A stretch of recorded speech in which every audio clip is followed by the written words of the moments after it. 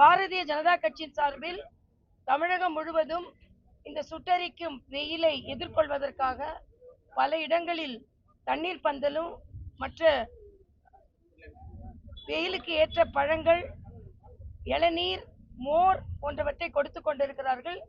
அதனால் இந்த நங்கநல்லூர் மண்டலை சார்ந்த சகோதரர்கள் அத்தனை பேருக்கும், எனது ஆதம்பாக்கம் மண்டலை சார்ந்த சகோதரர்கள் அத்தனை பேருக்கும் எனது பாராட்டுகளை நான் தெரிவித்துக் கொள்கிறேன். மாவட்ட தலைவர் குமார் உட்பட மண்டல தலைவர் கோபி அவர்களுக்கும், முகுந்தன்ஜி அவர்களுக்கும் மற்றும் இங்கே வந்திருக்கின்ற மகளிர் அணியை சார்ந்த மகளிர் அனைவருக்கும் எனது வணக்கம். இன்றைய காலகட்டத்தில் தமிழகத்துல ஒரு எதிர்மறை அரசியலை தான் அண்ணன் ஸ்டாலின் முன்னெடுத்து சென்று கொண்டிருக்கிறார். ஏற்கனவே நாம சொன்னோம், நேற்றைய முன்தினம் மரியாதைக்குரிய பாரத பிரதமர் வரும்பொழுது வந்து வரவேற்றிருக்க வேண்டும், அந்த பொது நிகழ்ச்சியில் கலந்து கொண்டிருக்க வேண்டும். அதனால்தான் மரியாதைக்குரிய பாரத பிரதமர் அங்கே வந்து அமைச்சரை பார்த்து சொன்னார், இது அரசியல் விழா அல்ல, அரசு விழா. அரசு விழா என்றால் பிரதமரும் கலந்து கொள்ள வேண்டும், முதல்வரும் கலந்து கொள்ள வேண்டும். அப்போ இதிலிருந்தே முதல்வர் பாராபட்சமாக இருக்கிறார். மத்திய அரசு எதை கொடுத்தாலும் அதில் அரசியல் செய்ய வேண்டுமே தவிர மக்களுக்கு அவசியமாக இருந்தால் கூட அதில் அவர் ஒத்துழைக்க கூடாது என்ற ஒரு சூழ்நிலையில் இருக்கிறார் என்பதை தமிழக மக்கள் நன்றாக புரிந்து கொள்ள வேண்டும். இன்று கேஸ் விலை 50 ரூபாய் ஏற்றப்பட்டிருக்கிறது. அது பொதுமக்களாகிய பெண்களுக்கு அது 50 ரூபாயாக இருந்தாலும் நாங்களும் பெட்ரோல் துறை அமைச்சருக்கு எழுதலாம் என்று இருக்கிறோம், இந்த கேஸ் விலையை திரும்ப பெற வேண்டும். ஆனால் இந்த கேஸ் ஏன் ஏற்றப்பட்டது என்றால், சர்வதேச சந்தையில் 60% மேல் இன்று கேஸ் விலை ஏற்றப்பட்டிருக்கிறது. நமக்கு வருமெல்லாம் ஏறக்குறை இறக்குமதி ஆகின்ற கேஸ். அதனால அதை கூட ஒப்பிடும் பொழுது இந்த விலையேற்றம் மிக மிக குறைவானது. ஆனாலும் இல்லத்தரசிகளுக்கு 50 ரூபாய்னா, நாங்கள் ஏற்கனவே மரியாதைக்குரிய பாரத பிரதமர் மகளிர் தின கொண்டாட்டத்தின் போது 100 ரூபாயை குறைச்சாங்க. 2022 300 ரூபாய் குறைக்கப்பட்டது. அதனால மரியாதைக்குரிய பாரத பிரதமர் மகளிர் தின அன்னைக்கு 100 ரூபாயை குறைத்தார். மக்களை இதை கடிகோலிட்டு காண்பிக்கிறேன். ஆனா அண்ணன் ஸ்டாலின் அவர்கள் தனது வாக்குறுதியாக, தேர்தல் வாக்குறுதியாக 100 ரூபாய் மானியம் கொடுக்கிறேன் என்று சொன்னார். இன்று ஏறக்குறை 4 ஆண்டுகளை கலந்து விட்டது, 33 மாதங்கள் கலந்து விட்டது. ஆக நீங்க 3300 கடன் வைத்திருக்கிறீர்கள் தமிழக மக்களிடம். இதை என்று கொடுக்க போகிறீர்கள்? வயிறு எரியுதுன்னு சொல்றீங்களே, அந்த 100 ரூபாய் எங்கே? அதனால அந்த சார் எங்கே என்று கேட்டு, அந்த கார் எங்கே என்று கேட்டு, அந்த தியாகி யார் என்று கேட்டு, இங்க எங்கே அந்த 100 ரூபாய் அப்படின்னு கேட்கிற நிலைமையில தமிழக மக்கள் இருந்து கொண்டிருக்கிறார்கள். விலையே ஏற்றலைன்னா நீங்க பரவாயில்ல, பால் விலையை 4 ரூபாய் ஏற்றிட்டீங்க. அழும் குழந்தைகளுக்கு அப்ப வயிற்றில் என்ன பால் வார்த்தீர்களா? எதை வார்த்தீர்கள்? பால் விலையை ஏற்றி. மின்சார கட்டணம் ஏறிவிட்டது, வீட்டு வரி, தண்ணீர் வரி ஏறிவிட்டது. நாங்கள் அதெல்லாம் கேஸ் விலை நியாயம் என்று நான் சொல்லவில்லை. ஆனா இந்த சர்வதேச சந்தையில் 62% மேல் ஏறியதனால் மிக குறைந்த அளவில் ஏற்றப்பட்டு இருக்கிறது. ஆனாலும் பாரதிய ஜனதா கட்சியை சார்ந்த மகளிரை சார்ந்த நாங்கள் எல்லாம் பெட்ரோலிய அமைச்சருக்கு இந்த 50 ரூபாய் கூட வேண்டாம் அப்படின்று நாங்கள் எழுதலாம் என்று இருக்கிறோம். நீங்க இந்த 100 ரூபாயை எப்ப கொடுப்பீங்க ஸ்டாலின் என்பதை நீங்கள் தெரிவித்துக் கொள்வீர்கள். இன்னைய பொறுத்த மட்டும் பாரதிய ஜனதா கட்சி பலம் பொருந்திய கட்சியாக நாங்கள் வளர்ந்து கொண்டிருக்கிறோம். 2026 நாங்கள் தான் கூட்டணி ஆட்சி அமைப்போம் என்பதில் நாங்கள் உறுதியாக இருக்கிறோம்.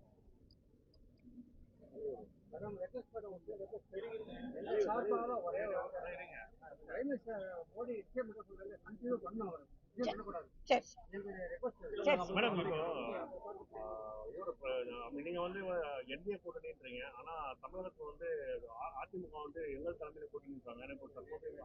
இல்ல, இப்ப நாங்க எங்களை பொறுத்த வரைக்கும் கூட்டணி பற்றி பேச்சுவார்த்தை எங்கேயுமே நடைபெறல. கூட்டணி பேச்சுவார்த்தை எப்பொழுது நடைபெறும் என்றால் தேர்தலுக்கு அருகாமையில் நடைபெறும். அப்ப நாங்க எல்லாம் சேர்ந்து உட்கார்ந்து எப்படி நடப்பது, எத்தனை இடங்கள் என்று எல்லையெல்லாம் நாங்க முடிவு செய்து கொள்வோம். இந்த திராவிட முன்னேற்ற கழகமே இப்ப அவங்க கூட்டணி ஒன்னா இருக்குமான்னு அவங்களுக்கு தெரியாது. அதாவது நாங்கள் சொல்லிவிட்டோம், அவர்களை போல கூட இருப்பவர்களுக்கு வாய்ப்பு கொடுக்காம இல்ல. நாங்க வருவோம், வந்தால் கூட்டணி ஆட்சி, அதில் பாஜக அங்கம் வகிக்கும் என்பதை தெளிவாக சொல்லிவிட்டோம். அது மட்டும் இல்ல, தமிழக மக்களுக்கு என்னென்ன நல்ல திட்டங்கள் கொண்டு வர முடியுமோ அவர், நான் பாண்டிச்சேரி கவர்னர் இருக்கும்போது 250 ரூபா வறுமை கோட்டிற்கு கீழே உள்ளவங்களுக்கு, 300 ரூபாய் மற்றவர்களுக்கு கேஸ் மானியம் கொடுத்தோம். ஆக இன்று நான் சொன்னது எதையுமே நிறைவேற்றாம எதற்கு எடுத்தாலும் மத்திய அரசை குறை கூறிக் கொண்டிருப்பதை நாங்கள் தடுக்கிறோம், அது கண்டிக்கிறோம். அதை மக்களும் இன்று புரிந்து கொண்டிருக்கிறார்கள். நான் ஏற்கனவே ஒரு உதாரணத்தை சொல்லிட்டேன். நான் ஆளுநராக இருக்கும் பொழுது முதல்வர் சந்திரசேகர் ராவ், மரியாதைக்குரிய பிரதமர் அவர்கள் தெலுங்கானாவுக்கே திட்டங்களை கொண்டு வந்தால் கூட வரமாட்டார். வரமாட்டேன் சொல்லி இன்றைய மக்கள் அவரை வரவிடாமல் ஆக்கிவிட்டார்கள். அதே நிலை தமிழக முதலமைச்சருக்கு வரும் என்பதை நான் தெரிவித்துக் கொள்கிறேன். ஏன்னா மக்களுக்காக வந்தாரை வரவேற்கும் தமிழகங்க. ஒரு பிரதமர் நம்ம நாட்டுக்கு வந்திருக்காரு, எவ்வளவுதான் உங்க கொள்கை மாறுபாடு இருக்கட்டும், வரவேற்கணுமா இல்லையா? கலந்து கொள்ள வேண்டுமா இல்லையா? அதற்கான முறையான அழைப்பு கொடுக்கப்பட்டிருக்கு எல்லா இடத்துலயும். இது என்னடா அநியாயமா இருக்கு? நீங்க ஆளுக்கு ஒண்ணு கதை பேசாதுங்க. பிரதமர் வந்தால், பிரதமர் வராருன்றது தகவல் பல நாட்களுக்கு முன்னாலேயே மாநில அரசுக்கு தெரிய வந்துவிடும். அதற்கப்புறம் பாதுகாப்பு அதிகாரிகள் எல்லாம் வருவாங்க. என்னமோ முதலமைச்சர் எதுவுமே தெரியாம உட்கார்ந்துருக்க மாதிரி பேசுறீங்க. தகவலே தெரியாதா? தகவல் தெரியாம இருந்தா அதை விட தப்பு.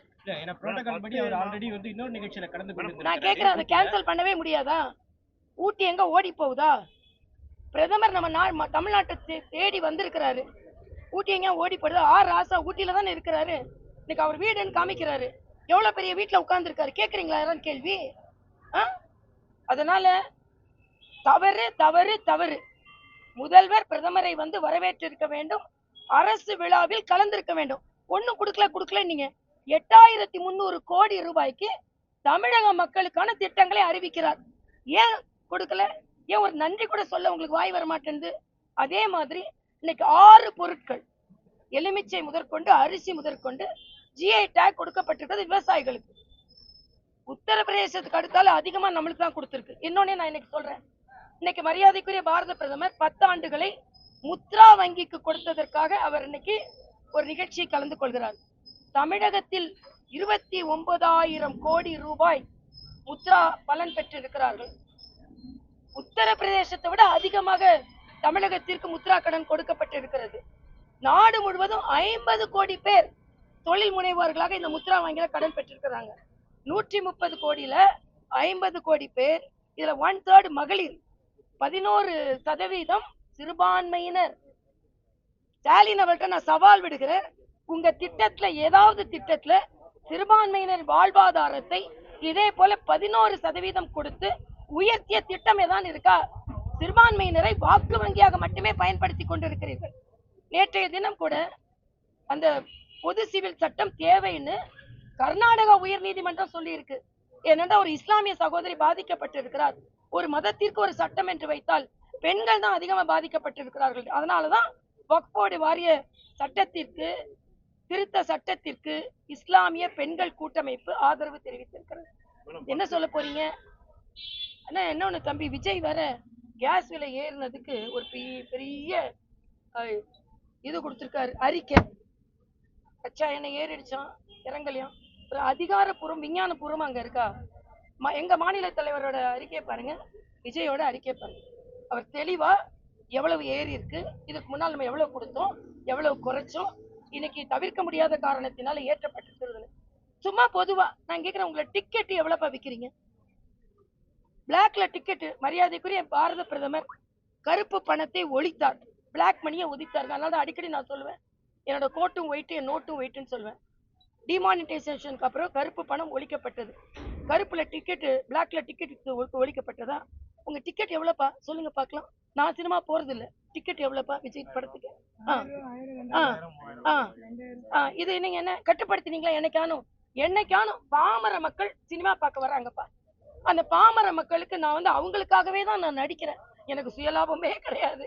அவங்களை என்டர்டெயின் படிக்கிற மட்டும்தான் நான் நடிக்கிறேன்.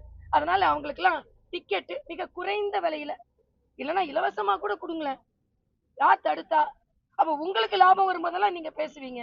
ஒன்னும் தெரியாம தயவு செய்து விஜய் போன்றவர்கள் பேச வேண்டாம். நீங்க பிளாக்ல டிக்கெட் வச்சீங்க, சினிமா டிக்கெட்டை உயர்த்தி விட்டீங்க, சினிமாக்குள்ள பாப்கார்ன கூட வைத்தீங்க. அரசியல் காலகட்டத்தை விஜய்க்கு ஒண்ணும் தெரியலன்னு சொல்ல வரீங்களா மேடம்? நிச்சயமா விஜய்க்கு ஒண்ணும் தெரியல. அரசியல் காலத்துல விஜய்க்கு ஒண்ணும் தெரியல. ஒண்ணும் தெரியல நான் சொல்லல. சினிமால நடிக்க தெரியும், அவ்வளவுதான். வசனம் பேச தெரியும், டான்ஸ் ஆட தெரியும், ஏமாற்றவும் தெரியும். அரசியல், பொருளாதாரம் போன்றவற்றில் விஜய் தெரியலையே. கேளுங்களேன், நான் கேக்குறேன். இதே மாதிரி மைக்கு முன்னால வந்து எதனால ஏத்துனாங்க? மரியாதைக்குரிய மோடி அவர்கள் ஒண்ணு செஞ்சாங்கன்னா பொதுவா செய்ய மாட்டாங்கங்க. மகளிர் தினத்து அன்னைக்கு ஏன் 100 ரூபாய் குறைச்சாரு? மகளிர் எல்லாம் மகிழ்ச்சியா இருக்கணும்னு. இன்னைக்கு 62% ஏறினதுனால மிக குறைந்த விலையில் ஏற்றி இருக்கிறார். பட் நாங்கெல்லாம் அதுவும் வேணாம், நாங்க கோரிக்கை வைக்கலாம். மேடம் 10 மசோதாக்களை ஆளுநர் வந்து நிறுத்திவிட்டது சட்டவிரோதம், மாநில அரசோட ஆலோசனைப்படிதான் நடக்கணும்னு சொல்லிட்டு உச்ச நீதிமன்றம் கருத்தில் நான் கருத்து சொல்ல விரும்பவில்லை. இல்ல, கூட்டணி ஆட்சிதான் எந்தெந்த கட்சி என்பதை எங்களுக்கு மேலிட கட்சி முடிவு செய்யும். டெல்லிக்கு எத்தனையோ பேர் டிக்கெட் எடுத்துட்டு போறாங்க. எல்லாரோட ஆமா, அளவுக்கு அதிகமா சொத்து சேர்த்தா இடி ரைடு தான் போகும். ஆனா அளவுக்கு அதிகமா சொத்து சேர்ப்பாங்க. இன்னைக்கு ஜிடிபி பத்தி தமிழக அமைச்சர்களோட ஜிடிபியை போய் பார்த்தீங்கன்னா தெரியும் எவ்வளவு உயரத்துக்கு போயிட்டு இருக்குன்னு. தப்பு செஞ்சா கணக்கு இல்லைன்னா கேட்கதான்ப்பா செய்வாங்க. நம்ம ஜெகத்ராஜன் வீட்டுல கட்டி கட்டியா பெட்டி பெட்டியா எடுக்கலையா? அதனால தவறு செய்தால் இல்லைன்னு சொல்லிட்டு போங்க. குற்றச்சாட்டு என்னன்னா பாஜகவுக்கு சாதகமா போறவங்க வீட்டுல வந்து ரைடு நடக்குது. ஆனா மேற்கொண்டு நடவடிக்கை அப்படிலாம் இல்ல. பாஜக மாநில தலைவரோட சொந்தக்காரங்க வீட்டுல ரைடு நடந்தது இல்லையா? அப்புறம் எப்படி சொல்லுவீங்க நான் கேக்குறேன். ஆக இது அப்பட்டமான பொய் குற்றச்சாட்டு, வேண்டுமென்றே குற்றச்சாட்டு சொல்றது. எல்லார் வீட்டுக்கும் எங்கெங்கெல்லாம் வழிமுறைகள் விதிமுறைகள் மீறப்பட்டு இருக்கிறதோ அங்கெல்லாம் இடி வந்து தனது கடமையை செய்வார்கள். அதாவது ரகுபதி சொல்றாரு, இடி வந்து எங்களோட கூட்டணி கட்சியா. ஒரு சட்ட அமைச்சர் இப்படி பேசலாமாங்க? அதுவும் நீங்க செந்தில் பாலாஜி மாதிரி ஒரு அமைச்சரை எல்லாம் வச்சுக்கொண்டு ஒரு சட்ட அமைச்சர் இப்படி ஒரு பொது நிறுவனத்தை பற்றி இப்படி பேசலாமா? நீங்க செய்யற தப்பெல்லாம் செய்வீங்க. நான் சொல்றேன், டிக்ளேர் பண்ணுங்க. நாங்க எந்த வித சுருட்டலும் இல்லை. ஒரு அமைச்சர் வீட்டையும் போய் பாருங்க, ஒரு அமைச்சரோட கல்லூரியும் போய் பாருங்க. வெறும் அமைச்சருக்கான சம்பளத்தை வாங்கிக்கிட்டு தான் அவங்க இப்படி இருக்காங்களா? நீங்க கேள்வி கேளுங்க, போய் கேளுங்க. மக்களை ஒரு நாள் ஒரு டூர் மாதிரி போடுங்களேன். ஒரு அமைச்சர் வீட்டுக்கா போவோம். அவங்க வாங்கின சம்பளத்துக்கும் எப்படி இவ்வளவு பெரிய வீடு கட்டினாங்கன்னு கேளுங்க. அமைச்சர் வீட்டுக்கு சுத்தி போனா வீட்டுக்கு மாத்திரம் இல்ல, கல்லூரிக்கு போகணும். அது ஒரு கல்லூரி இல்ல, 10-15 கல்லூரி வச்சிருப்பாங்க. மெடிக்கல் காலேஜ் வச்சிருக்கிறதுனால நீட்டை எதிர்ப்பாங்க, தனியார் பள்ளி வச்சிருக்கிறதுனால NEP எதிர்ப்பாங்க. இதுதான் நடந்து கொண்டிருக்கிறது. மக்கள் நன்றாக தயவு செய்து திராவிட முன்னேற்ற கழகத்தின் இரட்டை வேடத்தை புரிந்து கொள்ளும். இல்ல, அது யாரெல்லாம் அவர்களுக்கு கோரிக்கை வைக்கிறார்களோ களத்துல வரனால ஒரு நடிகர் அவர் வந்தா கூட்டம் வரும், அதுக்காக கொடுத்திருப்பாங்க. அதில் உள்நோக்கம் இருப்பதை அது வந்து நிர்வாக ரீதியாக அதெல்லாம் செயல்படுத்தக்கூடியது, அவ்வளவுதான். விஜய் வந்து பாஜகவோட பி டீமா செயல்படுறாருன்னு சொல்றாங்க. அப்படியா?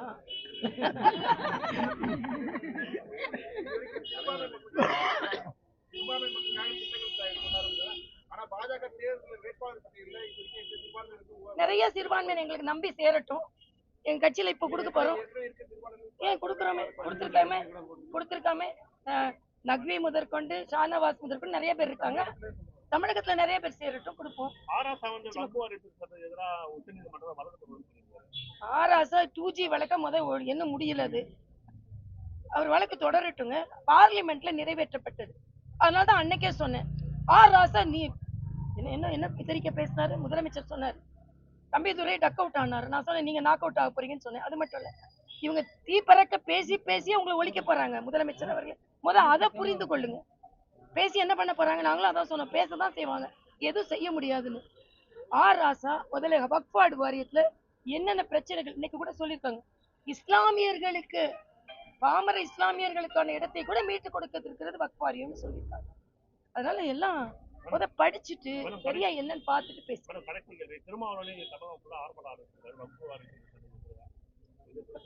அது அறிவிக்காம இருந்தாதான் இப்ப நமக்கு வியப்பு. வக்ஃப் அப்படின்னு ஒரு வார்த்தை வந்த உடனே ஓகே அறிவிச்சிரும். நான் திருமாவளவன்ட்ட கேட்கிறேன், அண்ணன் திருமாவளவன்ட்ட கேட்கிறேன், இஸ்லாமிய பெண்கள் கூட்டமைப்பு இதை வரவேற்றிருக்கிறது. இஸ்லாமிய அமைப்புகளும் இது நிறைமுறைப்படுத்தப்பட வேண்டும் என்று சொல்லி இருக்கிறார்கள். என்னன்னு இதுல ஒரு கேள்வி கேட்கிறாங்க, இதுல இந்து அமைப்பை இதுல வந்து இஸ்லாமியர்கள் அல்லவர்கள் உறுப்பினராக இருக்கலாமான்னு.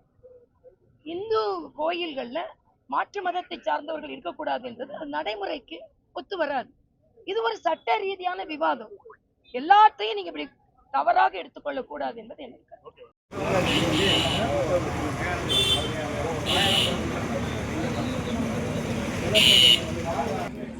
வரும்போது ஒரே ஒரு மேட்டு மட்டும் எடுத்துட்டு வாங்க. இது பண்ண முடியலன்னா மேட்டை தூக்கி போட்டுக்கலாம். நீங்கள் சுற்றியில் மேட்டை மட்டும் எடுத்துட்டு வாங்க. கொஞ்சம் சீக்கிரம்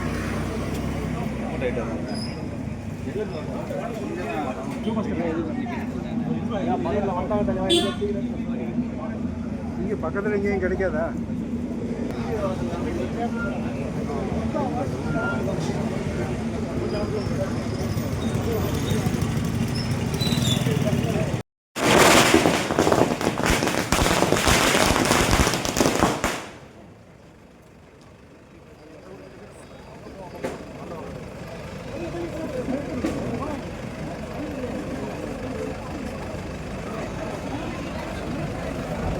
ஏன் நீங்கள் போன முன்னாடி அந்த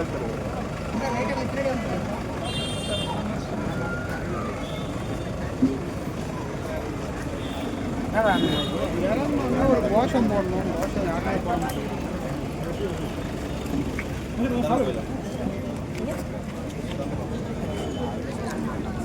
भारत माता की, भारत माता की, भारत माता की. அந்த சைடு போயிருங்க எல்லாரும்.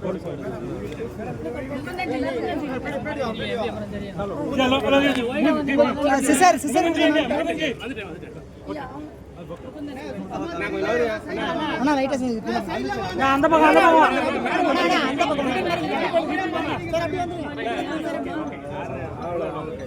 அனைவருக்கும் வணக்கம். பாஜகவின் 46வது ஸ்தாபன தினத்தை முன்னிட்டு இந்த நீர்மோர் பந்தலை திறந்து வைக்க மரியாதைக்குரிய மருத்துவர் தமிழிசை சவுந்தரராஜன் அவர்கள் வந்திருக்கிறார்கள்.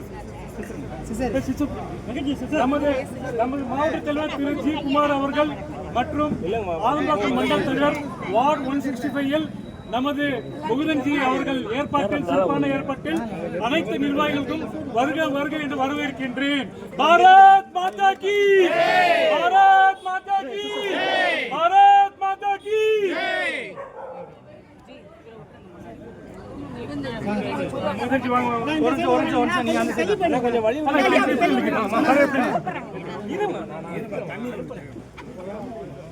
அவங்க முதல்ல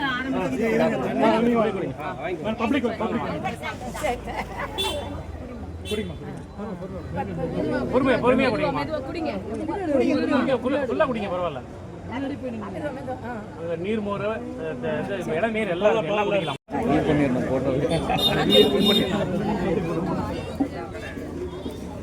எப்படி கேமரா மாட்டாங்க, அதை தள்ளுன்னுவாங்க. இங்கே கேமரா மாட்டாங்க.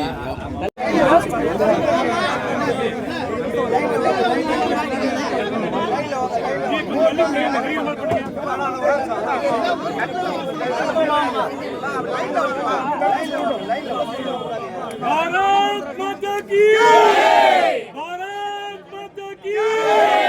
भारत पुगल, भारत पुगल. वंदे मातरम, वंदे मातरम, वंदे मातरम, वंदे मातरम. जय हिंद, जय हिंद. भारत माता की जय, भारत माता की जय.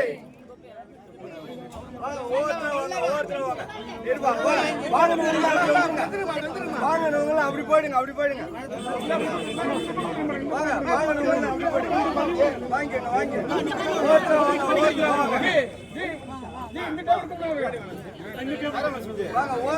மேல ஊத்திராதீங்க, மேல ஊத்திராதீங்க.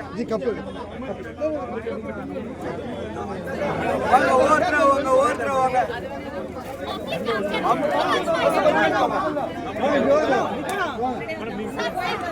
அப்படியே திரும்பி, அப்படியே திரும்பி,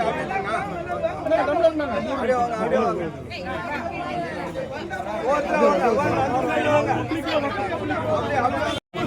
மகளிர் எல்லாம் இந்த பக்கம் அப்படியே நில்லுங்க, மகளிர் எல்லாம் அப்படியே இருங்க.